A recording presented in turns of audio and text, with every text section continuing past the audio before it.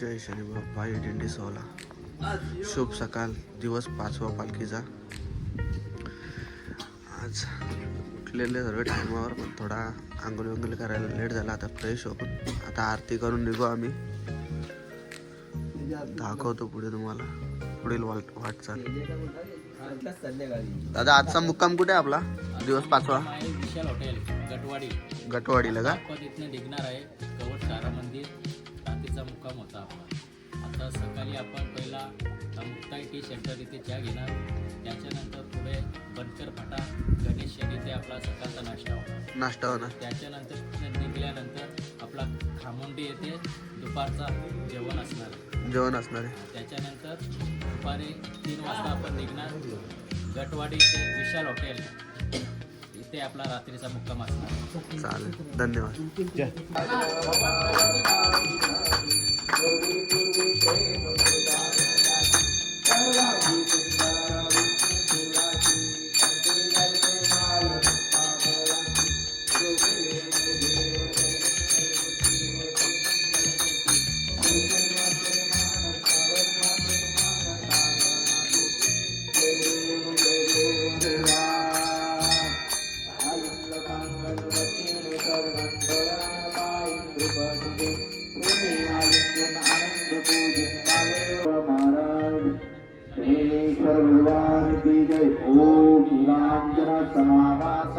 रविपुत्रं यमाग्रजं छायामार्तण्डसम्भूतं तन्नमामि शनेश्वरं तन्नमामि शनेश्वरं तन्नमामि शनेश्वरं। शनेश्वर भगवान की जय, शनेश्वर भगवान की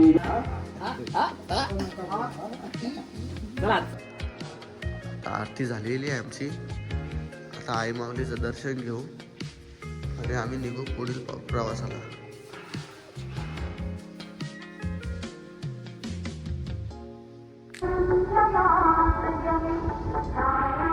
पहिला झेंडा निघलेला आहे मंडळी बघा। दिवस 5वा पालखीचा श्री शनीबाबा पालखी सोहळा 2025। मंडळी आता आम्ही पण निघलेलो आहे। आता पोरकोट पर्यंत गेलाय पहिला झेंडा।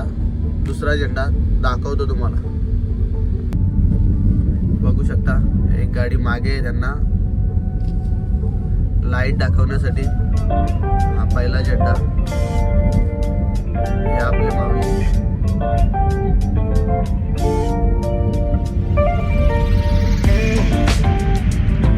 हा पिंडा चालले।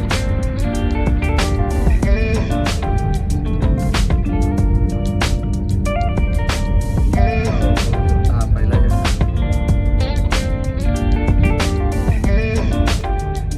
मंडळी बघू शकता चायच्या ठिकाणी आपल्याला आता थांबायचं आहे चाय पिण्यासाठी। नाश्ता वगैरे नंतर करायचा आहे। आता इथे चाय प्यायला थांबणार आहे, दाखवतो तुम्हाला। 5व्या दिवसाची तोरघरा मार्केटपासून 6.5 किलोमीटर आपला हा प्रवास। आणि इथे गेली 5 ते 7 वर्षांपासून आपल्याला माणसाने आवाज दिला आणि त्याची व्यवस्था केली होती। त्यांची भार असते परंतु आपल्याला पुढचा रस्ता करायचा असतो। असो आपली ही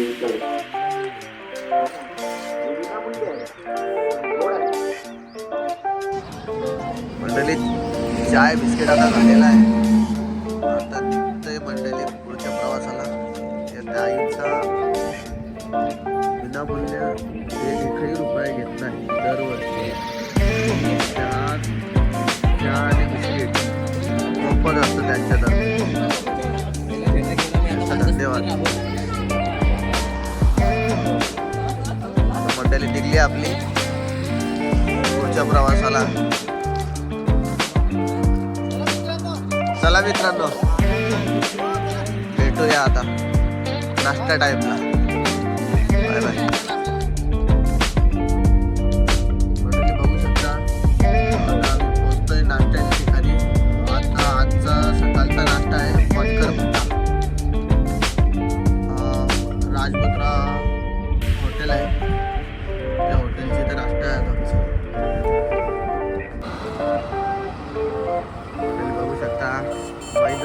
आलेला आहे रमत गमत थकत पूर्ण वाट लागली बोलतो तो. आता हा बनकर फाटा आहे बघू शकता. बनकर फाट्याची इथे समोर इथे आम्ही नाश्त्याला आता थांबलेला सकाळचा पहिला नाश्ता तो आम्ही इथं आता नाश्ता करू आणि त्यानंतर पोरं निघतील पुढच्या प्रवासाला. आजचा दाखवेल तुम्हाला आजचा स्पेशल नाश्ता काय आहे ते.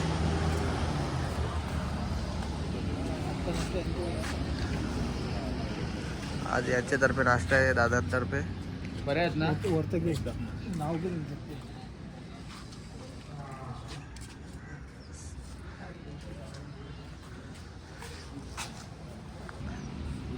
दादांचं नाव काय?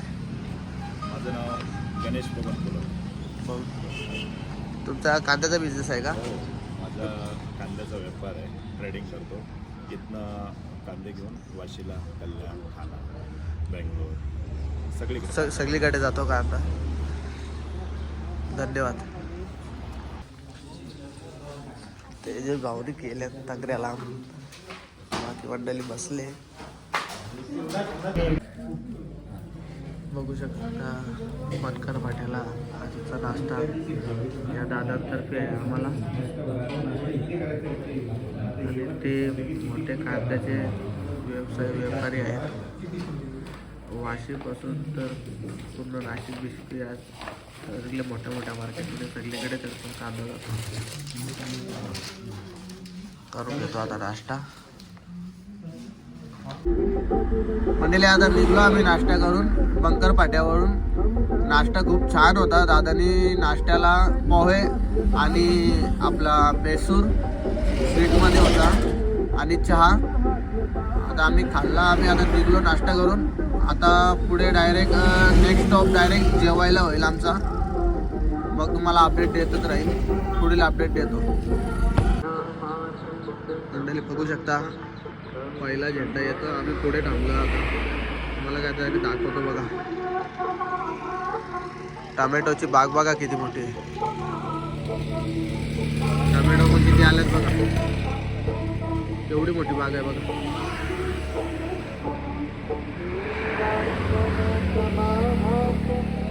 किती टमॅटो आहेत बघा.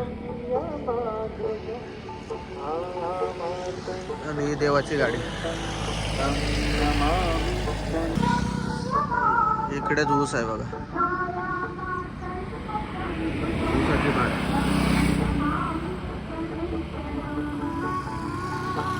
मंडळी बघू शकता आत्ता जस्ट 11 वाजता 11 वाजून 5 मिनटं झाल्यात. जेवणाच्या निवासस्थानी पोचलेलं आहे. पोरं आल्यात आणि आराम करायला बसल्यात. आज जेवायला स्पेशल काय आहे बघू दुपारचं. विचारून घेऊ भीमदादाला. दादा आज जेवायला काय? चना डाल कोबी अजून वर पापड लोणचा स्वीट मध्ये चमचम आहे आज. अरे वा. मंडळी बघू शकता आज जेवायला काय मेनू आहे. आज जेवताना दाखवेलच तुम्हाला. भेटू तेव्हा. मंडळी काय मधला काय अपडेट देता आला नाही मला, कारण की मोबाईल माझा झालेला स्विच ऑफ. चार्ज नव्हती मोबाईलमध्ये. आता डायरेक्ट फ्रेश वगैरे झालो. मी पोहोचलो 6 वाजता. फ्रेश वगैरे झालो आणि लगेच आता ते प्रवचन चालू झालं आहे. आता प्रवचनला आलो. प्रवचन मधलं दाखवतो तुम्हाला. साक्षात जर देवाला आपल्याला स्वरूप प्राप्त करून घ्यायचं असेल तर आपण काय केलं पाहिजे? सगळ्यात पहिले मला ते 3 प्रश्न उपस्थित करावे वाटतात. देवाला प्राप्त करण्याची गरज आहे का? बरं, देवाला प्राप्त करण्याची गरज आहे का? पहिला प्रश्न. दुसरा प्रश्न असा उपस्थित होतो, देव आहे का? सध्या समाजामध्ये तर हाच प्रश्न उपस्थित होतो. बाकीच्या धर्मातील सोडा, आपल्या धर्मातले लोक विचारतात आपल्याला देव आहे का? आहे तर दाखवा. दुसरा प्रश्न उपस्थित होतो, देव आहे का? बरं आहे तर मग तो प्राप्त कसा होईल, तो मिळेल कसा, याचं उत्तर आपल्याला शोधायचं. सगळ्यात पहिला प्रश्न आहे तर देव आहे का? तर देव आहे का नाही याचा विचार आपण दुसऱ्यांदा करू. तर पहिला देव आहे हा जर विचार केला तर देव कुठे आणि तो कसा प्राप्त करायचा याचाही विचार करावा लागतो. तर सामान्य भाषेत देवाची संकल्पना बाजू ठेवू, देव आहे का नाही याच्यावरही शंका करण्यात खूप तर्क वितर्क केले जातात. आपण सामान्य पाहतो कीर्तना प्रवचनामध्ये भरपूर जण विचारतात देव आहे का, देव आहे तर दाखवा. डोळ्याला दिसत नाही तर दिसत नाही म्हणजे तो देव नाही. सर्वसामान्य भाषेत लोक म्हणतात. ज्याची भक्ती आहे ते पायवारी करतात, वारीला जातात, देवधर्म करतात, पूजा अर्चना करतात, रोज सकाळी नित्यनेम वगैरे सर्व केलं जातं. पण ज्याची श्रद्धा नाही त्या ठिकाणी देवही मानला जात नाही आणि कोणतीच अस्तित्वता मानली जात नाही. मग आपल्याला देवाची जी प्रार्थना करायची, देव प्राप्त करायची याचं मागचं कारण काय, देव का प्राप्त करावं याचं कारण पहिलं शोधायचं असं जर ठरलं तर आपण विचार करू जाऊ. आपण आलोय ह्या जन्माला मृत्यू लोकांमध्ये. कुठे आलोय? मृत्यू लोकांमध्ये. जसं सत्य लोक आहे तसं मृत्यू लोक आणि पाताळ लोक असे 3 लोकांमध्ये असं वर्गीकरण केलं जातं. तर मृत्यू लोकांमध्ये आपला जन्म झाला म्हणजे त्या लोकांचंच नाव आहे मृत्यू. म्हणजे जिथं मृत्यू हा अटळ आहे, जो कोणालाच बसत नाही.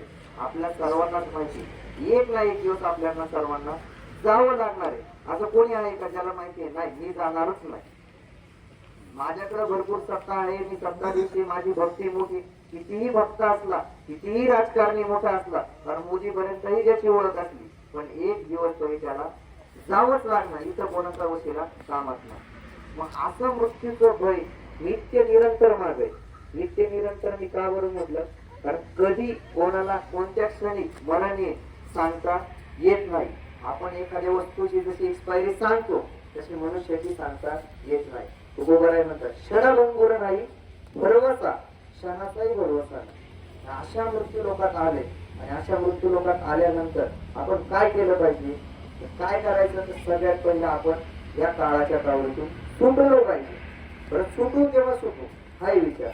पण आता सध्या सगळ्यांची जी धावपळ चालली ती सुखासाठी चालली. लहान पोर जरी आदिवासमोर हात जोडून उभं राहिलं आणि विचारलं देव बाप्पा मला सुखी ठेव, सुखाची अपेक्षा करतो. मोठेही तरुणपणात गेल्यानंतर लोक म्हणतात काही नाही, थोडंफार काहीतरी सेटल व्हावं, करिअर सेट व्हावं आणि सुखाने 2 घास खाऊ.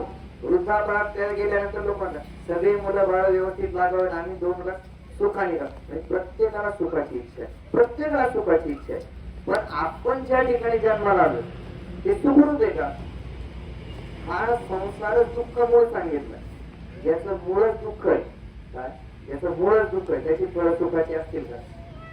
तरी देखील आपण या संसारात सुखाचा शोध घेतो.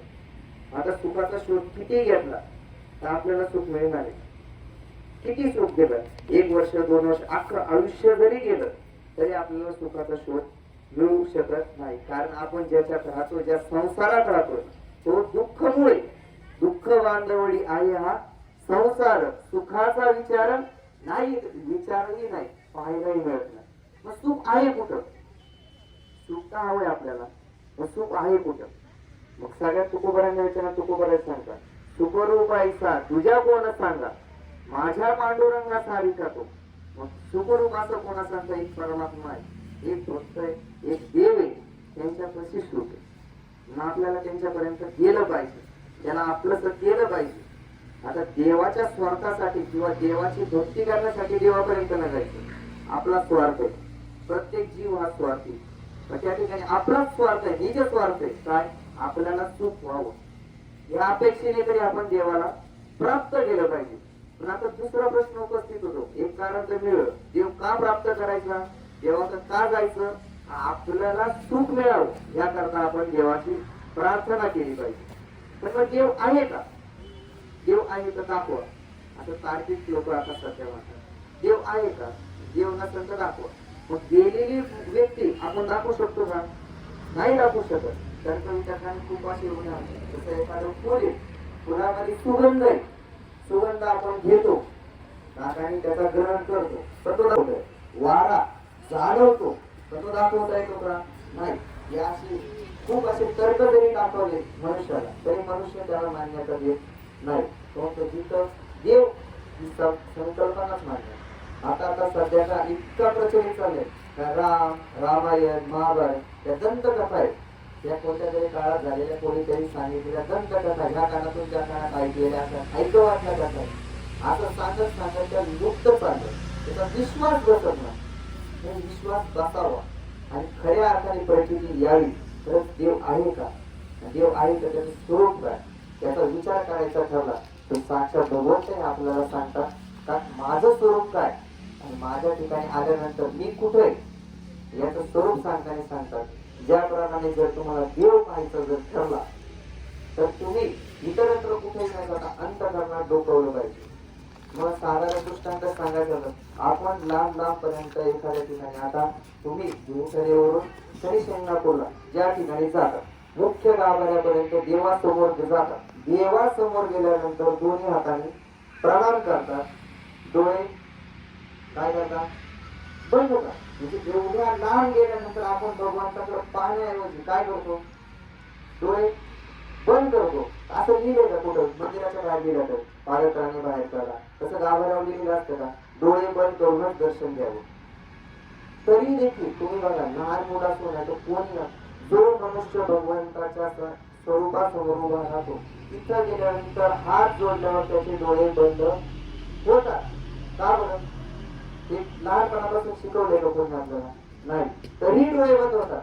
कारण तिथं असलेली शक्ती हेच सांगते, समोर नाही अंतःकरणामध्ये असलेला भगवंत तो तुम्हाला प्रचिती देण्यासाठी प्राप्त होतो. तिथं तो तुम्हाला तो साक्षात्कार देत असतो.